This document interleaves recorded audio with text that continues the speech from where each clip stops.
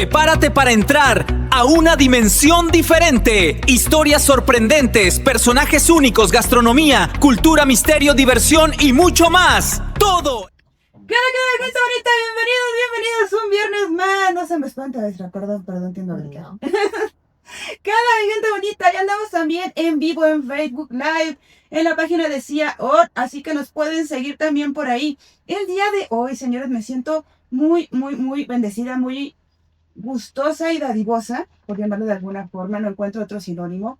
Bueno, sí tengo varios, pero de verdad estoy muy feliz porque de verdad ahorita tenemos a 3 de los 4 maestros, ya viene una en camino, nos falta una maestra, que se dieron la oportunidad, se dieron el tiempo de venir a platicar con nosotros, sobre todo de venir y decirnos cuál es la verdad, la cruel y a veces triste realidad de ser docente, de qué es ser docente en la Ciudad de México, qué es ser docente en México como tal. Desafortunadamente con buenas, malas, algunas situaciones que hemos vivido como capitalinos, llegan a suceder, llegan a pasar, pero también hay un trasfondo sobre todo esto.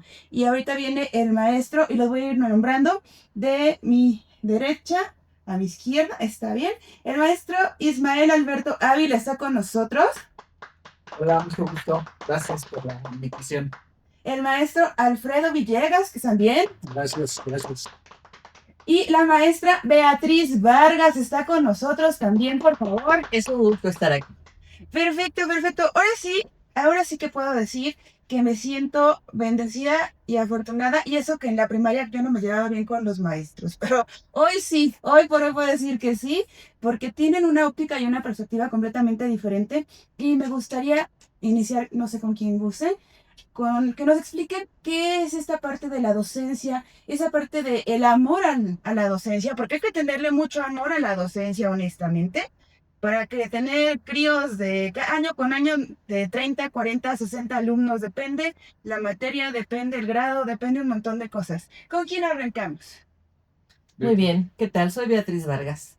Ser maestro es una situación muy especial.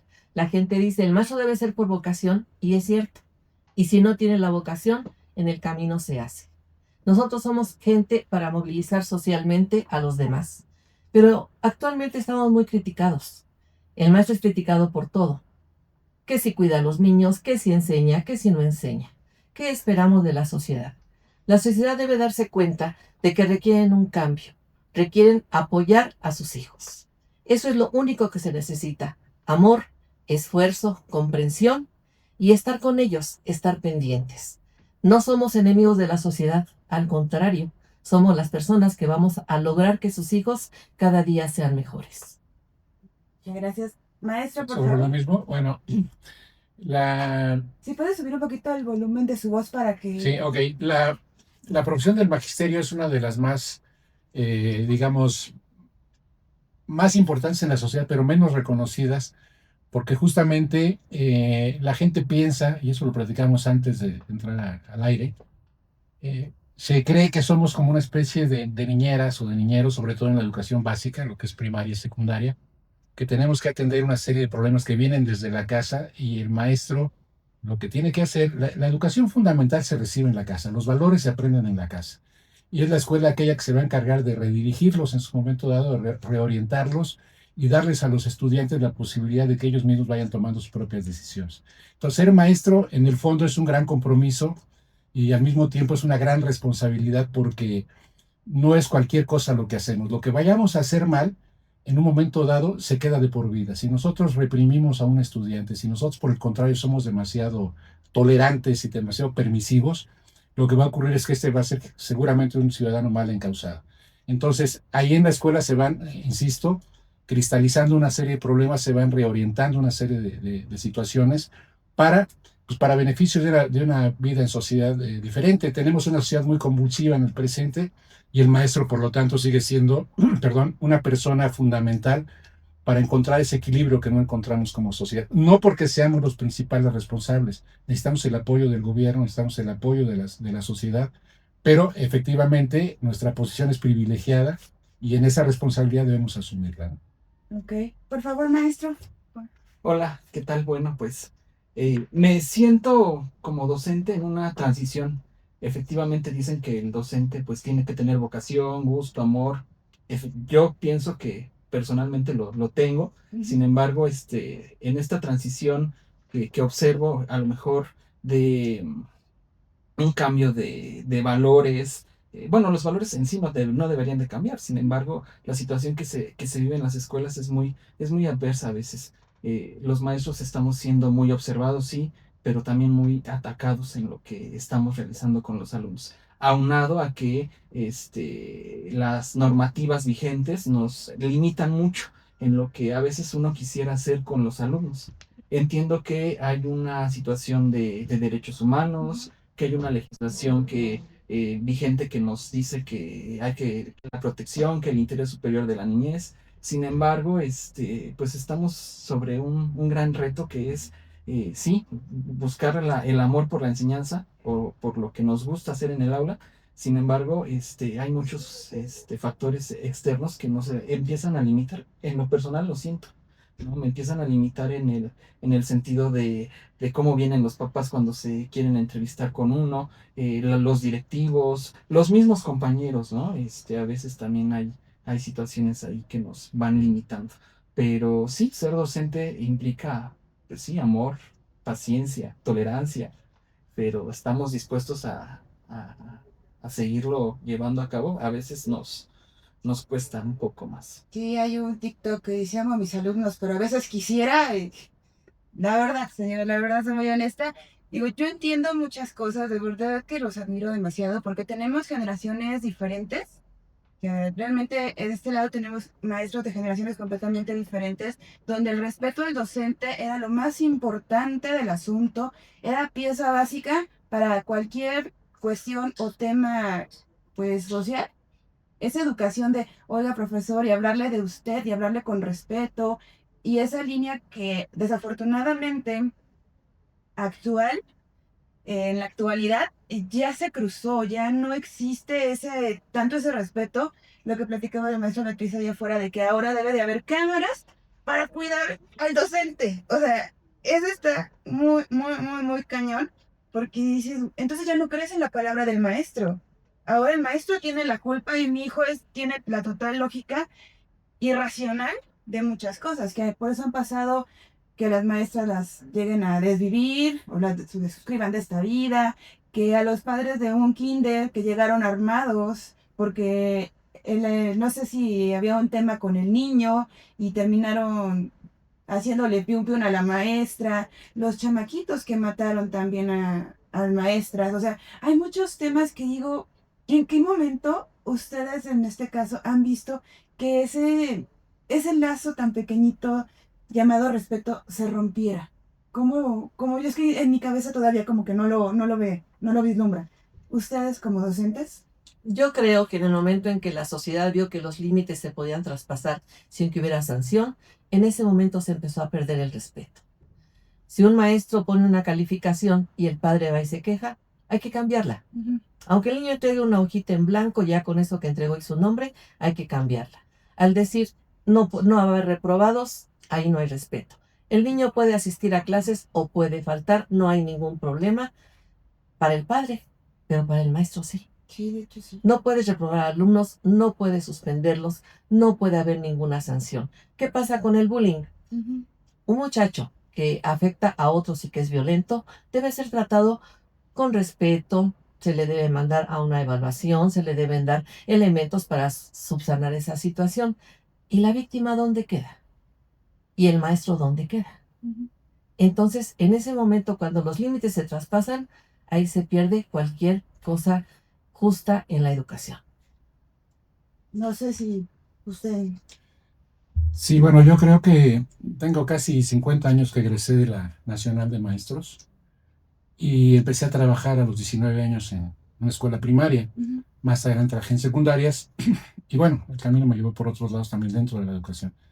Pero a lo que, digamos, vinculándolo con esta pregunta, yo sí he notado ese cambio, ¿no? Que se ha dado. Y no es que me aterre pensar en que la sociedad evoluciona, cambia, nada es permanente. Pero ese tipo de cambios muchas veces no han sido bien calibrados, ni tanto por la escuela como institución, no necesariamente el maestro, sino como institución, ni por la propia sociedad, ni por los medios, ni por todos los poderes fácticos como es la propia iglesia, las empresas, etcétera, ¿no? Así que de alguna manera tienen una voz y una fuerza en la sociedad para incidir en las formas de pensar. ¿A qué me refiero con esto? La violencia no se incuba en las escuelas. La violencia en las escuelas es un reflejo de lo que ocurre socialmente, ¿no? Y difícilmente, como decía la maestra, si no tenemos las herramientas, si no tenemos las armas, válgase la expresión, porque no estamos hablando de violencia, si no tenemos las herramientas para poder subsanar ese tipo de problemas, entonces simplemente va a persistir el problema o se va a reproducir de otras formas distintas. Es decir, en la calle encontramos que hay narcotráfico, en la calle encontramos que hay tráfico de infantes, que hay tráfico de órganos, que hay secuestros, que hay una serie de patologías sociales que nos han convertido en un país peligroso, en una sociedad criminalizada, donde también hay un alto grado de impunidad, y esa misma impunidad y todo ese tipo de situaciones que ocurren fuera se traducen o se reflejan en una especie como de espejo hacia la escuela. La escuela tendría la obligación de mejorar esos procesos y efectivamente hacemos lo que podemos, pero a veces no hay el apoyo institucional, y llámese el color del partido que se quiera, de los tricolores azules y morenos, en general no han dado efectivamente la posibilidad a los maestros, a las escuelas, a que se dirijan de otra forma. Ahora hay una nueva, le llaman la nueva escuela mexicana, donde me parece interesante, eso sí, en términos de poner al alumno al centro y poner a la comunidad al centro para que las necesidades, a través de estos programas sintéticos y analíticos, puedan traducirse en las necesidades reales de la escuela, ¿no? Pero en el fondo, digamos, hay una serie de problemas como esta cuestión, el cargar, por ejemplo, también de cuestiones administrativas, el hacer que sea más importante entregar cierto tipo de cuadros, cierto tipo de reportes, y no efectivamente valorar y acompañar el trabajo de los profesores y las profesoras en el país. Entonces, esta violencia se refleja, hay maestros agredidos, hay maestros acosados, maestros golpeados, y no es victimizarse, es una realidad. Y muchas veces las sanciones que se les imponen a los adolescentes, que ya son, en el fondo ya tendrían que tener una cierta conciencia al menos de lo que están haciendo, saben perfectamente lo que están haciendo, y tendríamos que endurecernos en ese sentido para poder, no necesariamente como mano dura, pero sí como una manera digamos, de equilibrar las cosas y de recuperar aquel espacio que tenía el profesor y la profesora, que éramos realmente líderes sociales, ¿no? Éramos queridos por la comunidad. Y ahora no es que nosotros nos hayamos dejado arrebatar digamos, esa posibilidad, sino que se nos ha sustraído. Es como si se hubieran robado la cartera, ¿no? Por decirlo de una manera, una relación un poco burda. Pero bueno, en el fondo, insisto, el reflejo de la violencia la violencia en las escuelas es un reflejo de la violencia en la sociedad. La anarquía y la falta de normas y de una serie de cuestiones de dirección efectiva en términos desde las altas esferas del gobierno hasta las mínimas decisiones que se toman en una pequeña o modesta escuela de algún barrio o comunidad, no son necesariamente las que son acordes con las necesidades de la comunidad escolar. Ok, gracias, maestro. Digo, antes de que nos vayamos, por favor, maestro, tenemos 2 minutitos. Bueno, personalmente tengo 19 años de servicio y he observado cómo el cambio de paradigma que tenemos como docentes en cuestión de la disciplina que se maneja en el aula ha ido cambiando.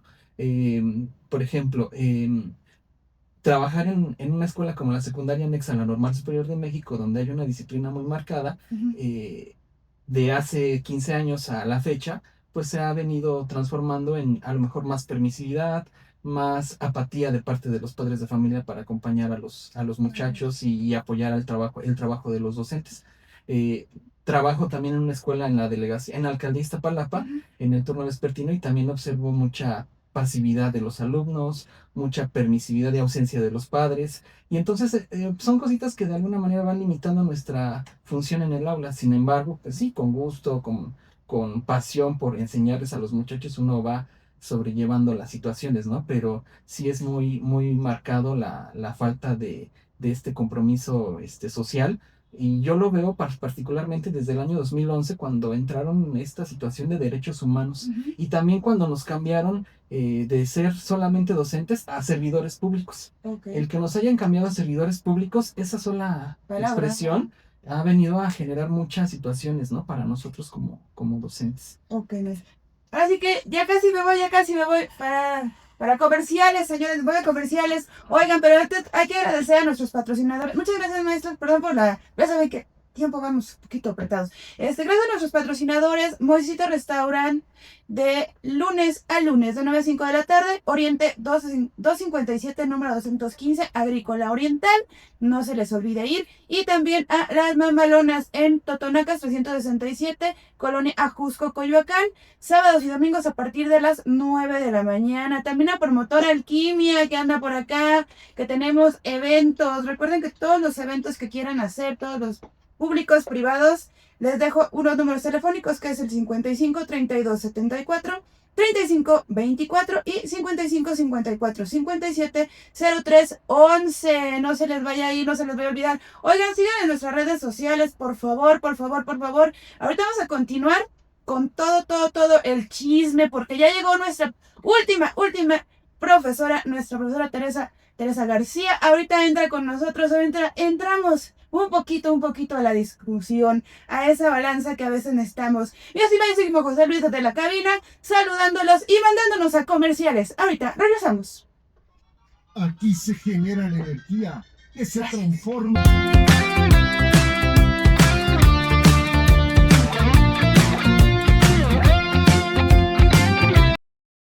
Si de antojo se trata, ya sabes dónde ir. En las Moisesitas te vas a consentir. Con sazón mexicana hecha con el corazón. Cada taco y cada plato es una gran tradición. Las Moisesitas, sabor que enamora. Ven con la familia a cualquier hora. Comida mexicana, alegría de verdad. Las Moisesitas, el sabor de México en cada bocado.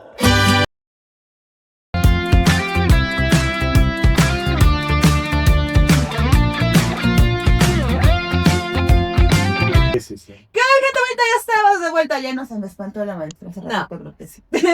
Hola, mi gente bonita, ya andamos de vuelta. Y ya llegó nuestra invitada, la última que hacía falta. Es que yo sé que esta ciudad es terrible el tráfico, lo sé.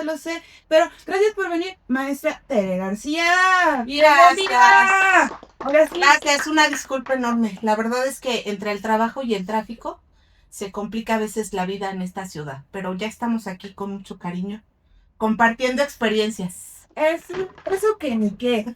Ahora sí, señores, hace ratito tras bambalinas me andaban chismeando que preguntara por varios nombres. pero yo soy honesta, soy muy mala con los nombres. Mejor díganme, ¿cuál es la óptica que actualmente tienen? La sensación que da actualmente con todos los movimientos que se han estado haciendo desde el momento en que la gente llegó y después se fue.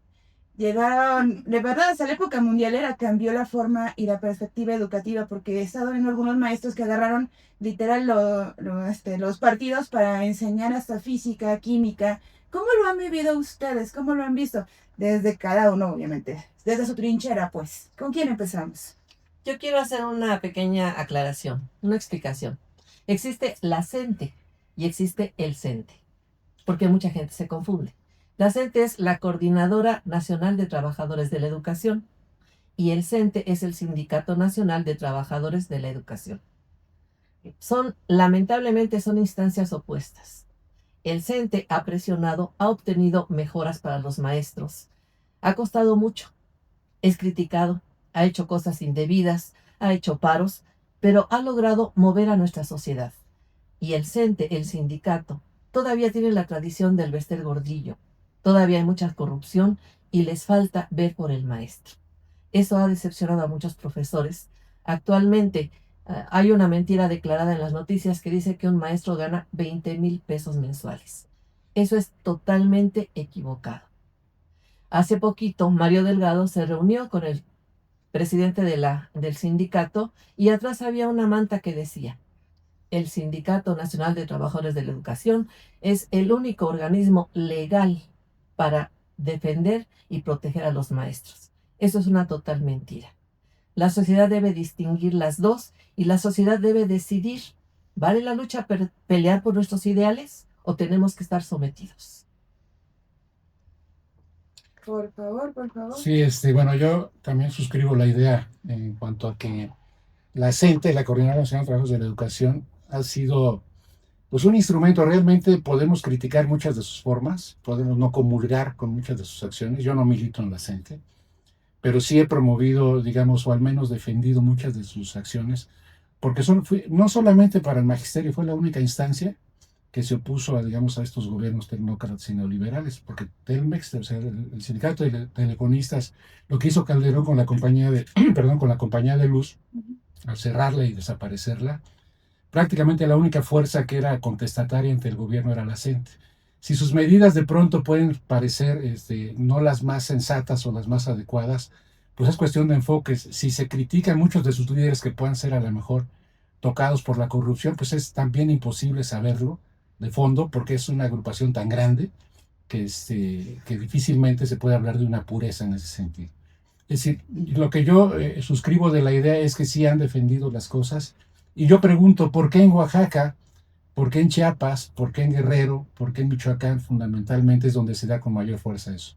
Porque es justamente donde existe un desequilibrio social más fuerte. Porque es justamente donde los maestros padecen una serie de condiciones para su trabajo, en términos de las jornadas laborales, de los desplazamientos, la falta de transporte, aulas multigrado, una serie de problemas. Entonces, finalmente, sin tomar partido por uno u otro, lo real es que también el CENTE, del cual todos pertenecemos, digamos, de facto, de hecho, porque tenemos que pagar una cuota sindical como maestros, lo que ha servido a lo largo del tiempo ha sido una especie de agencia de colocaciones donde buscan las diputaciones, buscan las senadurías, y eso podemos remitirnos desde Jongitudo para atrás, inclusive desde Carlos Olmos o desde mucho antes, ¿no?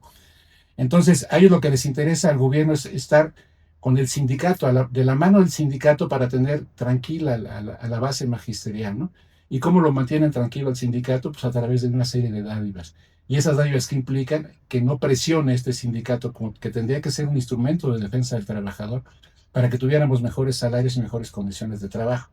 Efectivamente, lo que decía la maestra de los salarios son muy diferenciados en el magisterio. Hay maestros que ganan más, el doble o más de esos 20,000 pesos, pero son unos cuantos. El porcentaje es mínimo. Pasa lo que en las universidades hay maestros, digamos en la UNAM, yo estoy en la UNAM también, y hay maestros que tienen 8 horas o 4 horas que ganan una miseria, que son los que acaban dando la clase, porque son los asistentes, es otro nombre, no creo que se llama, pero es como asistente del profesor titular, que gana una gran cantidad de dinero, ¿no? Entonces, en la UNAM también se parece ese precarismo laboral, y también porque el propio STUNAM, el propio sindicato de la UNAM tampoco, o la PAUNAM tampoco han podido defender, digamos, las conquistas o los derechos de los trabajadores, ¿no? Entonces, lamentablemente, yo leí alguna vez la diferencia entre los países nórdicos y México, Finlandia en particular, que siempre se tomaba como referencia, y una de las claves era la cantidad de estudiantes que había por grupo. Otra de las claves eran los salarios. En Finlandia, el maestro es el profesional mejor pagado de la sociedad. En Finlandia, la educación y la salud pública, entre otras, son gratuitas para todos, todo el tiempo, hasta el nivel de doctorado, hasta el nivel que sea. Los maestros son los mejores, yo creo que ya lo dije, ¿no? Mejores pagados. Y además, en cada clase, en un grupo de primaria, estoy trabajando con 15, 17 alumnos, alfombrado, con aire acondicionado, donde están, aparte del profesor titular, hay otro que está caminando en las filas para ver en dónde, como asistente, quién es el que está fallando, y cuando el problema es más serio, en la propia escuela tienen atención psicológica de otro tipo para poder canalizarlo, ¿no? Entonces, evidentemente, ante un examen PISA o ante un examen internacional, vamos a perder con ellos, como perderíamos en salud, como perderíamos en transporte público, todo lo que implica con el IDH, el Índice de Desarrollo Humano, ¿no? Entonces, es un poco grotesca la comparación cuando nos quieren achacar a los profesores el por qué perdemos ante esos países poderosos, porque tienen otro nivel de vida, otro estatus, otro tipo, y son países capitalistas, no estoy hablando de otra cosa, son países capitalistas, pero un capitalismo con un rostro más humano, donde van desapareciendo, el caso de Holanda, que no es nórdico desde luego, van desapareciendo las cárceles, se van convirtiendo en museos, se van convirtiendo en otro tipo. ¿Por qué? Porque hay una salud pública, en términos, no salud nada más de la salud física, digamos, hay una convivencia, hay una buena armonía en la sociedad, y eso permite que la gente no delinca, ¿no? Entonces, bueno, perdón, hasta ahí. No, Creo que ya me excedí. no, está bien, estoy dentro, pero es que también... Sí, no, Por favor. Bueno, quizá también habría que aclarar que estos días ha salido en los distintos medios de comunicación que las escuelas no deben cobrar cuotas, ¿no? Sin embargo, a las escuelas no llegan los recursos. En las escuelas de Iztapalapa, por ejemplo, en la secundaria donde laboro, realmente faltan muchos recursos y esos recursos no los manda el gobierno y los papás están conscientes de que están diciendo que no se paga una cuota y está bien, es válido, la educación dice, la Constitución Educación es es gratuita. gratuita, sin embargo, estamos muy limitados, ¿no? Faltan muchos materiales, faltan bancas, los baños, ¿no? De las escuelas están en deterioro. Entonces, bueno, aclarando también esa parte, ¿no? O sea, los 20,000 pesos que dicen en el radio y en la televisión que ganamos, dista mucho de lo que realmente sucede, aunado también al mantenimiento de las escuelas que no llega. Entonces digo, sí hay muchas limitaciones en el sistema educativo nacional, si eso lo vemos en la Ciudad de México, pues en los estados también es muy impactante verlo, ¿no? Otra situación que vemos o que yo puedo observar a nivel de la Ciudad de México es que el mismo sindicato, el secretario general de la sección 10, palabras de él ha dicho que somos los peor pagados en la Ciudad de México. Entonces también es una situación que habría que a lo mejor, no sé, plantearnos, eh, ver cómo podemos solventar esa situación, ¿no? Tener un pago justo para todo lo que nosotros hacemos en las escuelas. Que es mucho lo que hacemos. Gracias. Yo creo que efectivamente la educación aquí en la Ciudad de México ha ido como de más a menos y no creo que sea tanta la responsabilidad del docente. Yo sí creo que el maestro hoy en día se prepara y se preocupa y se ocupa, ¿no? Por la educación de los niños que tienen. Escuchaba al maestro que comentaba que se pensaba que con menor cantidad de alumnos dentro de las aulas, el resultado podía ser mejor. Yo lo veo, yo soy maestra de preescolar, supervisora, el nivel preescolar, y ahora en día la cantidad de alumnos que atendemos dentro de las aulas es menor. Yo me acuerdo que cuando yo era docente llegué a atender grupos de 50 alumnos. Y ahorita las maestras que están atendiendo a nuestros niños tienen grupos de 15, 20 niños, donde hay mucha población. En Iztapalapa, por ejemplo, que sí hay mucha población todavía, los grupos están en 25, 30 niños. Ha bajado la población que atendemos y no se ve reflejado en el logro educativo. Pero no creo que sea tanto el problema de la enseñanza del docente. Sí falta preparación, sí falta que los maestros continúen en el día a día, ¿no? Macheteándole para prepararse cada vez más, porque efectivamente las cosas han cambiado mucho. Hablabas del mundial, ¿no? Y cómo aprovechamos lo que vive la sociedad para la educación, ¿no? Para enseñar lo que estamos haciendo dentro de las escuelas, el llevar a la comunidad al interior de la escuela, cómo van aprendiendo nuestros niños. Pero si bien el tema del mundial nos puede ayudar mucho, también nos puede perjudicar mucho. Porque la verdad es que hemos visto que los valores a los que se enfrentan los niños ante tantas redes, ¿no? Que tienen el acceso a nuestros niños, pues no nos ayudan. Papás tomando, peleándose, aventándose, poniéndose en situaciones de riesgo, ¿no? En la cápsula anterior escuchaba yo que hablaban de este tema de la violencia que se vive dentro de las escuelas, ¿no? Y evidentemente está muy relacionado con lo que viven nuestros niños en casa. No podemos tener unas aulas seguras, tranquilas para la enseñanza cuando la vida familiar y el contexto social en el que se desenvuelven nuestros niños no es sano, ¿no? Para la enseñanza. Y bueno, yo sí creo que independientemente de lo que los maestros están haciendo, las políticas educativas que tenemos no nos están ayudando, ¿no? No son lo suficientemente adecuadas para lograr que el nivel educativo de nuestros niños avance. Es cierto, es muy caótico. De hecho, si lo vemos desde el lado de redes, tenemos a Gil Mora, un chavo que se acaba de titular, bueno, acaba de salir de la prepa, jugador de la selección, y todo el mundo, wow, no juegas, qué padre, y no sé qué. Y tenemos el otro lado, una influencer llamada La Venenito. Si eres millonario, ¿para qué estás sufriendo por la escuela? Bueno, ya no voy a decir como mucho. De hecho, digo, ya casi nos vamos a comerciales, pero sí me gustaría que ustedes dijeran, ¿creen que realmente el mundial, como ejemplo, tenemos a un niño de 17 años que acaba de terminar una escuela trilingüe porque es español, inglés y alemán, si no mal recuerdo, y preocupado por la escuela y todo? ¿Creen que sea un buen ejemplo? Yo digo que sí, pero no lo sé, depende de la visión de cada uno de ustedes. ¿Ustedes qué piensan? Ya que nos quedan, ¿cuántos nos queda? ¿Tres? ¿Tú? ¿Tres? Adelante. Por supuesto que es un ejemplo. Es un gran ejemplo porque no estudias para hacerte rico. No vas a tener un título y automáticamente vas a tener dinero, pero vas a ser alguien. Vas a saber quién eres tú y lo que puedes hacer por ti y por la sociedad. Maestro.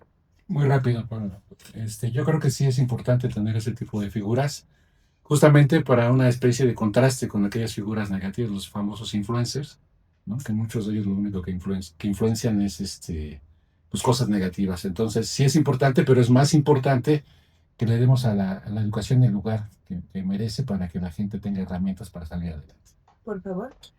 Sí, yo creo que sí son importantes este tipo de figuras, pero indiscutiblemente tendríamos que estar mirando la cantidad de personitas que pueden acceder a este tipo de educación, ¿no? Estamos hablando de un chico que se está graduando de qué preparatoria, ¿no? La verdad es que no, desafortunadamente no toda los mexicanos pueden acceder a este tipo de educación. Ojalá pudieran tener la posibilidad que tiene este chico, ¿no? Ojalá. Considero igual que es una muy, muy buena imagen, una imagen positiva para los jóvenes, los adolescentes que lo están siguiendo ahora que es el mundial, porque lo pueden tomar como ejemplo, positivamente. Entonces, pues sí, esperemos que se vaya por ese lado, ¿no? Por lo positivo. Eso es muy bueno saberlo, sobre todo porque hace 8 días tuvimos aquí a un taekwondoín que tiene 15 años, que estudia en una escuela pública, que es de Iztapalapa y que vino a pedir recursos porque aparte de todo es un atleta. Con medalla y toda la cosa. Entonces, ese tipo de seguidores, yo creo que ese tipo de influencer son de las personas correctas a las que debería de seguir nuestros muchachos, nuestros chicos, nuestros chamacos. Eso es algo en lo que yo creo. Pero bueno, señores, ahorita venimos, ya vamos con el último bloque. Esto se está poniendo muy bueno, yo lo sé. Vamos a sacar, es más, yo les propongo, vamos a sacar uno, pero para Roku. Un programa para Roku. Ahí sí vamos a poderlos pepitar sin problema alguno. Y muchísimas gracias también a Martín Salazar, la hora que manda. Jefecito, acá andamos. También a Marco Ortiz, el león de la radio. Todos los martes de 3 a 5 y la que manda los miércoles a partir de las 3 de la tarde. No se les olvide que El Extraño Mundo Decía sale los miércoles a las 7 en Roku TV. Los sábados con repetición a las 6 de la tarde. Y los viernes estamos aquí en Acústica Radio a partir de las 3 de la tarde. Así que, ahora sí, José Luis, mándame a comerciales, por favor.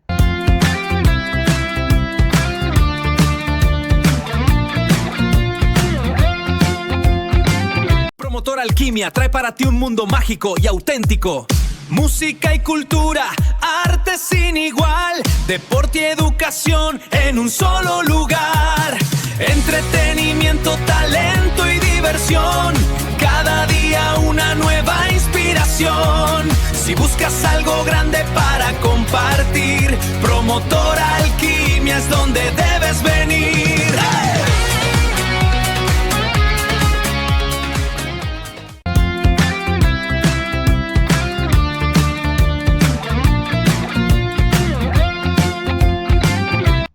Estamos de vuelta, gente bonita. Sí, ese es el último bloque. Yo lo que quiero despedir. Y de hecho estábamos platicando que la verdad la plática está muy buena. Hay muchas cosas que desconocíamos. Hay cosas que teníamos noción, pero no sabíamos. Y se los digo abierta y honestamente. Soy una neófita en muchas materias. Soy una abyecta en otras. Pero al final del día, lo que estamos haciendo aquí es dar a conocer esa parte interesante, esa parte bonita. Y este bloque, lo que platicamos, lo voy a dejar abierto para que los maestros puedan expresar, puedan dar a conocer qué pasa desde preescolar hasta la jubilación. Y hay una pregunta que la maestra tiene muy, y sí me causó como cuando te jubilas dejas de ser maestro, pues yo digo que no, pero ahorita platicamos de eso. Vamos de este lado, profesor, por favor, maestra, ahí del otro lado, adelante. Gracias. Sí, mire, yo creo que la educación tiene como muchas problemáticas hoy en día, y en el nivel preescolar yo siento que últimamente las maestras se han enfrentado mucho a la falta de equipos interdisciplinarios para atender a los niños que tienen ciertas situaciones.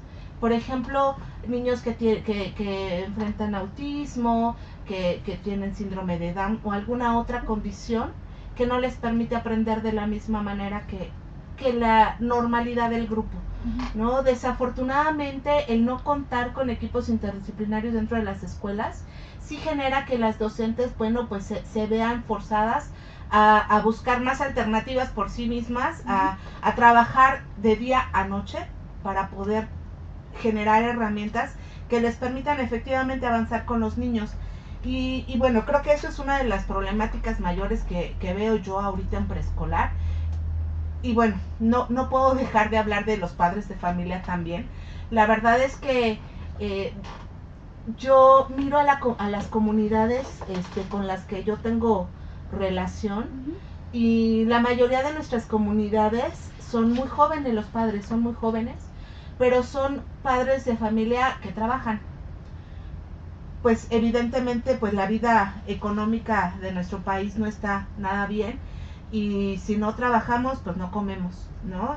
Y esto genera que nuestros niños pues estén abandonados en este círculo familiar, ¿no? Hay a veces, si bien nos va, que los abuelos son quienes pueden atender a los hijos, ojalá que fuera así, pero no siempre, ¿no? A veces hay la necesidad de dejarlos con la vecina, con el amigo, sabrá Dios con quién, y los riesgos que puede esto conllevar, ¿no? Para nuestros niños. Y bueno, pues al final en el nivel preescolar, pues los padres de familia pues no siempre creen que sea tan importante el que los niños asistan, el que los niños lleven los materiales que se les solicitan, el que los niños se preparen para una clase, ¿no? Que se les solicitó, como se les pide en primaria y en secundaria. Y creo yo que el nivel preescolar es la base para formar seres humanos con capacidades fortalecidas en cuestión de lenguaje, de pensamiento crítico, en donde los niños puedan efectivamente reflexionar y tomar decisiones ante los problemas que enfrentan. Eso se les llama, esos no son prófugos del ácido fólico. Soy honesta. Bueno, ojalá. Sí, y bueno, más allá de estos problemas, ¿qué otro problema creo que enfrentamos? Hablaba hace rato con un compañero y hablábamos de los chicos que a veces participan dentro de las escuelas, los maestros en formación, que van a las escuelas, ¿no? A generar sus prácticas. Y bueno, aprovechando aquí que tenemos al maestro de escuelas normales, la verdad es que sí creo que falta mucho trabajo en las normales, ¿no? Los chicos que están yendo a las escuelas a realizar sus prácticas de intervención están, híjole, de verdad que cada palabra, cada movimiento, cada acción, cada estrategia los pone en situación de riesgo ante los padres de familia. Son profesores maltratadores, son profesores poco éticos, de verdad que necesitamos seguir fortaleciendo valores con estos chicos que están ahora estudiando en las normales. Algo hay que hacer para fortalecer esta parte. Gracias. Bueno, a nivel secundaria, pues los problemas también son muchísimos. Estamos en una transición de los jovencitos que están dejando la niñez para pasar a la pubertad, la adolescencia propiamente. Entonces nos enfrentamos a la rebeldía, sí, a la falta de trabajo, sí, pero ahora mucho el problema es el uso de los celulares en las escuelas. No hay una regulación en torno a esto, y aunado a que si la escuela lo implementa como una prohibición, los papás se nos van a la yugular, ¿no? Los alumnos están metidos todo el tiempo en las redes sociales, y los problemas que se están generando entre ellos mismos en las redes sociales los llevan a la escuela y quieren que la escuela les resuelva el comentario, la amenaza, el me vio feo, el me dijo, la indirecta. Ese es creo que uno de los problemas que están dándose muy fuertemente en las escuelas de educación secundaria. También la parte de la agresión de muchos de los padres de familia, que ahora cada día es más evidente. Los papás llegan molestos, llegan enojados, pero no por las conductas de sus hijos e hijas. Llegan enojados porque creen que el maestro es el que los está violentando, el que los está acosando. Y bueno, pues a grandes rasgos esos son los problemas que se hacen notar, y muchos más que a lo mejor por falta de tiempo nos hace falta.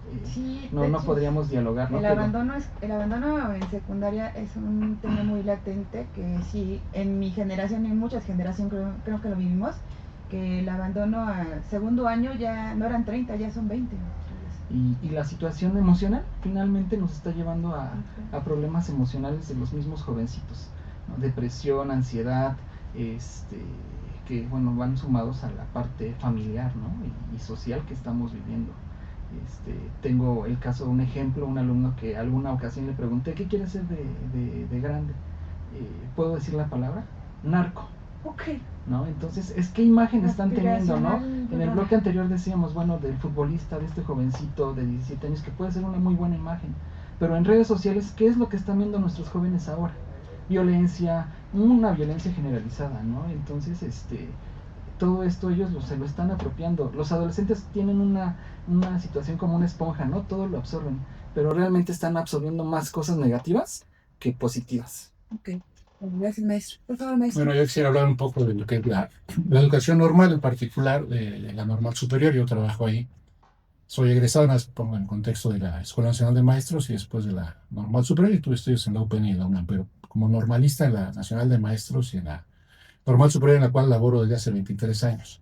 Entonces, efectivamente coincido en cuanto a de pronto, en algunos casos, yo no generalizaría, de que hay maestros que no tienen a lo mejor la preparación suficiente, como puede parecer que seguramente ocurre en medicina, en otro tipo de profesiones, pero es algo que hay que resolver.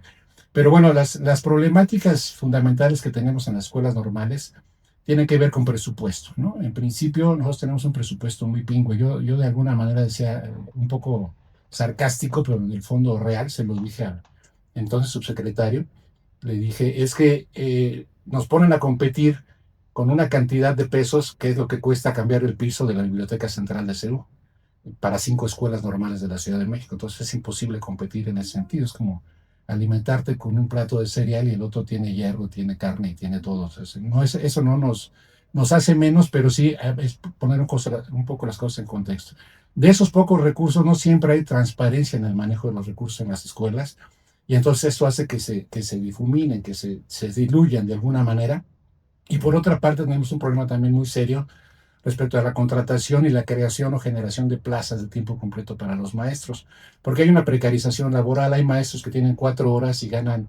Yo cuando entré a trabajar ahí en la escuela, entré con 8 horas y yo decía, con el respeto que me merecía el oficio de esta persona, yo decía, gana más el policía que está en la puerta que yo, ¿no? Y yo iba, ¿por qué? Porque adoraba mi escuela, porque creo en la educación como un factor de cambio, y por muchas razones fui creciendo con el tiempo, pero bueno, no podemos generalizar en ese sentido. Sí hacen falta más maestros que cubran el perfil que se requiere. Hay maestros fuera del perfil en las escuelas normales.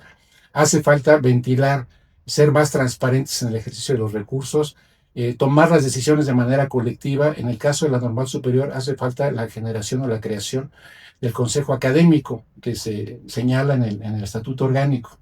Y hace falta, desde luego, una serie de cuestiones, nos están señalando aquí el tiempo, que yo quisiera abordar con mayor profundidad, pero bueno, hay una serie de encuentros y desencuentros en las escuelas normales que requeriría mucho tiempo más para poderlas explicar. Gracias. Gracias, maestro. Yo quiero comentar un poco del currículum oculto.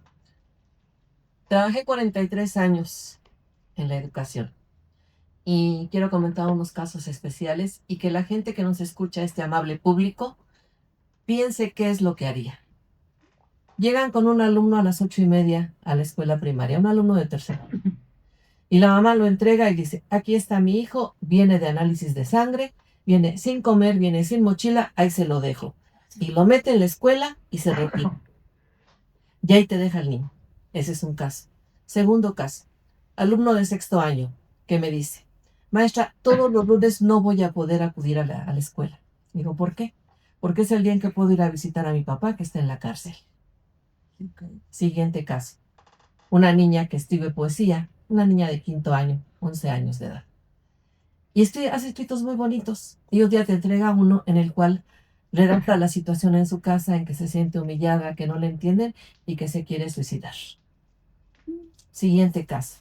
Te llega un grupo, 6º año, con 3 alumnos con discapacidad intelectual. En un grupo de 30 niños con 3 diferentes. Y tú tienes que resolver esas situaciones.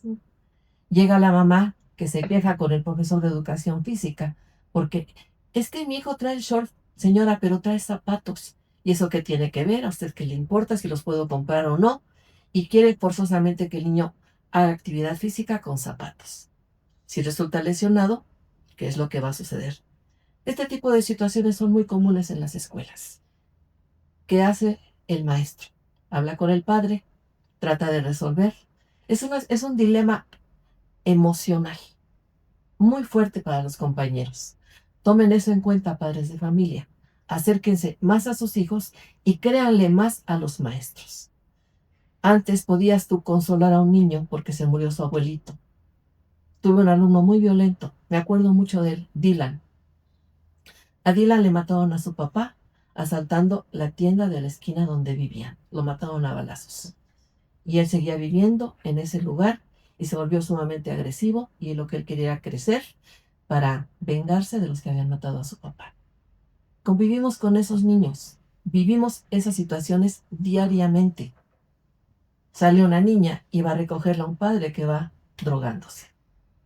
Llega un padre de familia, le das las calificaciones y agarra a su niña y le empieza a dar de puñetazos.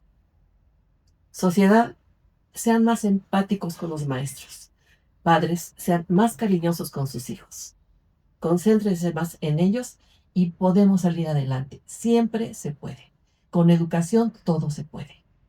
Eso es todo, señores. Así que los vengo correteando porque yo honestamente sí quiero este programa, que yo creo que van a ser como 3 episodios, porque está muy buena toda la información. Sigo diciendo, nosotros así que como los demás, no tenemos esa visión que ustedes tienen. Entonces, yo sí quiero comprometerlos a que la próxima vez que nos reunamos, pero para platicar ya en serio y en forma varias cosas que han sucedido desde así que preescolar, porque créeme, la persona que no se sabe estacionar quiere decir que no fue preescolar. Bolitos y palitos, señoritas, bolitos y palitos. Entonces, hay muchas cosas que también, de la normal, hay muchas cosas de fuera, que en este caso, como dirigentes, como supervisores, o sea, hay muchísimas cosas que a veces uno quisiera poder así que explayarse en 1 hora, y a veces es un poco complicado. Hay muchos temas que a mí en lo personal me gustaría que se tocaran, no por morbo, bueno, sí un poco, pero es diferente. Mi morbo es más educativo, es más el saber qué pasa qué pasa en la cabeza del maestro cuando se enfrenta a muchas cosas. Y ustedes se enfrentan todos los días a miles de cosas. Eso sí quisiera hacerlo. Pero bueno, quedamos que ese programa sí se va a hacer, así que ya, confirmadísimo, sí se va a hacer nada más. Ahora sí que denme su agenda para ponernos en sintonía y la armamos, ¿va? Perfecto, mi gente, nosotros ya nos tenemos que ir, desafortunadamente nos tenemos que ir, un programa más que se pasó como el agua, de verdad, y pues ahora sí que empezamos a agradecer a nuestros patrocinadores, que de verdad por ellos estamos aquí, y gracias a ellos continuamos con esto. Promotora Alquimia, eventos públicos, eventos privados, talento mexicano, súper padre para que lo contraten. Teléfono 55 32 74 35 24, 55 54 570311. Se me está yendo el aire. Muchísimas gracias también a Moisesitas Restaurant Oriente 257, número 215, Agrícola Oriental, Iztacalco. También a Las Mamalonas, Totonacas 367, Colonia Jusco, Coyoacán. No se les olvide, por favor, síganos en redes sociales. Denos mucho amor, denos mucho like. Recuerden que estamos en Roku los miércoles a las 7, los sábados a las 6. Estamos aquí en Acústica los viernes a las 3 de la tarde. Tenemos repetición en nuestras redes sociales. Recuerden que ya tenemos Spotify, YouTube y Amazon, así que no hay manera de que se pierdan estos programas. Por mi parte es todo, yo los quiero mucho. Los quiero ver triunfar y nos estamos viendo la próxima semana. ¡Chau, chau! Gracias, José Luis. Aquí se genera energía. Siente la energía, misterios y risas, empezamos el día, secretos urbanos, historias.